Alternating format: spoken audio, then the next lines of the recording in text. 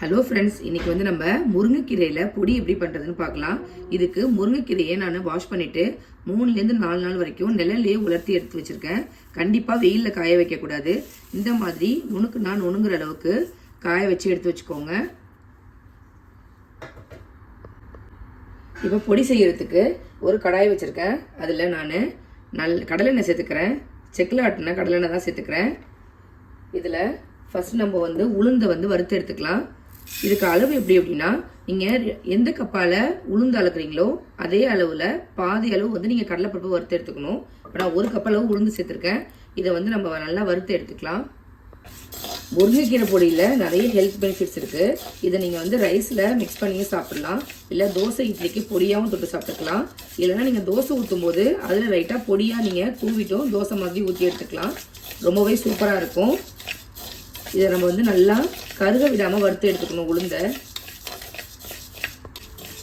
இந்த மாதிரி வறுபட்டு வந்ததும் இதை நம்ம ஒரு பிளேட்டுக்கு ட்ரான்ஸ்ஃபர் பண்ணி வச்சுக்கலாம்.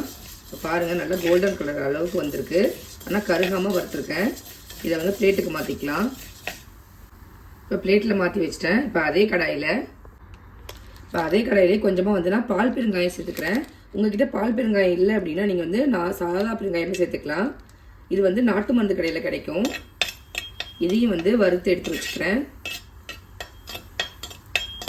இது நல்லா வாசமாக இருக்கும் நார்மல் பெருங்காயத்தை விட. இந்த மாதிரி நல்லா பொரிஞ்சு வந்ததும் இதையும் ஒரு பிளேட்டுக்கு ட்ரான்ஸ்ஃபர் பண்ணி வச்சுருங்க. இப்போ இதே கடாயில் நம்ம எடுத்து வச்சுருந்த கடலைப்பருப்பை சேர்த்துக்கலாம். 1/2 கப் அளவு நான் கடலைப்பருப்பு சேர்த்துருக்கேன். இதை சேர்த்து நல்லா வறுத்துக்கோங்க.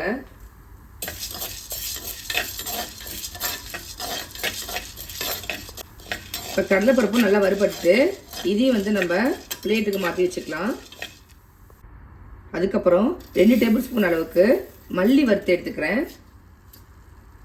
இது கூடவே உங்களுக்கு காரத்துக்கு தகுந்த மாதிரி காஞ்ச மிளகாயும் சேர்த்துக்கோங்க. நான் ஒரு 15 போல் சேர்த்துருக்கேன். சில மிளகாய் காரமாக இருக்கும்.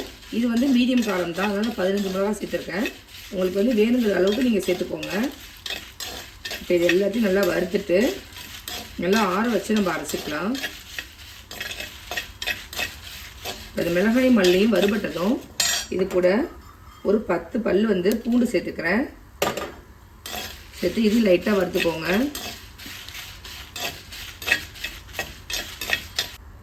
இப்போ இது வறுபட்டு இதையும் நான் பிளேட்டில் மாற்றி வச்சுக்கிறேன். கடைசியாக இது கூட இன்னொரு பொருளும் சேர்த்து நம்ம வறுக்க போகிறோம். இது கூடவே நான் கடைசியாக ஒரு 2 டேபிள் ஸ்பூன் அளவுக்கு சாப்பாட்டு அரிசி சேர்த்துருக்கேன். இது நல்லா பொரியரிசி மாதிரி வறுத்துட்டு இதையும் சேர்த்து அரைச்சிங்க அப்படின்னா சூப்பராக இருக்கும் பொடி. கண்டிப்பாக ட்ரை பண்ணி பாருங்கள். நல்லா பொரிஞ்சு வரணும், அந்த அளவுக்கு நம்ம வறுக்கணும். பொரியரிசிலாம் வறுப்போம்ல, அந்த மாதிரி வறுத்துட்டுக்கோங்க.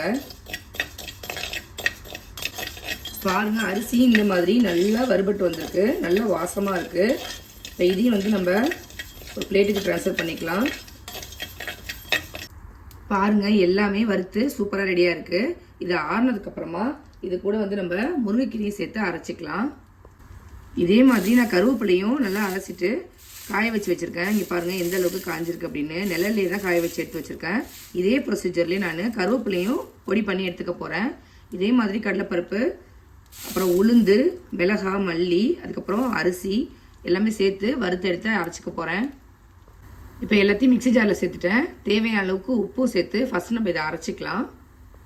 இந்த மாதிரி அரைச்சதுக்கு அப்புறமா நம்ம காய வச்சுருந்த முருங்கைக்கீரையும் சேர்த்து அரைச்சிக்கலாம். அவ்வளோதான் பாருங்கள், சூப்பரான முருங்கைக்கீரை பொடி ரெடி ஆகிடுச்சு. நல்ல வாசமாக சூப்பராக. அவ்வளோதான் பாருங்கள், சூப்பராக ரெடி ஆகிடுச்சு. இது முருங்கைக்கீரை பொடி. இது கருவேப்பிலை பொடி. இதே சேம் ப்ரொசீஜரில் தான் முருங்கைக்கீரைக்கு பதிலாக கருவேப்பிலை சேர்த்து பொடி பண்ணி வச்சுருக்கேன். இதை நீங்கள் ரெண்டுலேயுமே ரைஸில் போட்டும் சாப்பிட்லாம். ஒரு சூடான வடித்த சாதத்தில் 1 ஸ்பூன் அளவுக்கு இந்த பொடியை சேர்த்துட்டு கொஞ்சமாக தேங்காய் எண்ணெயோ இல்லை நல்லெண்ணெயோ சேர்த்து மிக்ஸ் பண்ணி சாப்பிட்டீங்க அப்படின்னா சூப்பராக இருக்கும். குழந்தைங்களுக்கு லஞ்ச் பாக்ஸ் ரெசிபியாகவும் நீங்கள் கொடுக்கலாம்.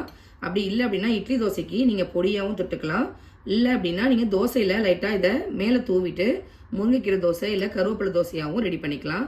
ரொம்பவே ஹெல்த் பெனிஃபிட்ஸ் உள்ள இந்த பொடியை நீங்களும் செஞ்சு பார்த்துட்டு எப்படி இருக்குது அப்படிங்கிறத கமெண்ட் பண்ணுங்கள். நான் போகிற ரெசிபீஸ்லாம் உங்களுக்கு பிடிச்சிருந்தா நம்ம சேனலை லைக், ஷேர் அண்டு சப்ஸ்கிரைப் பண்ண மறக்காதீங்க. தேங்க்யூ.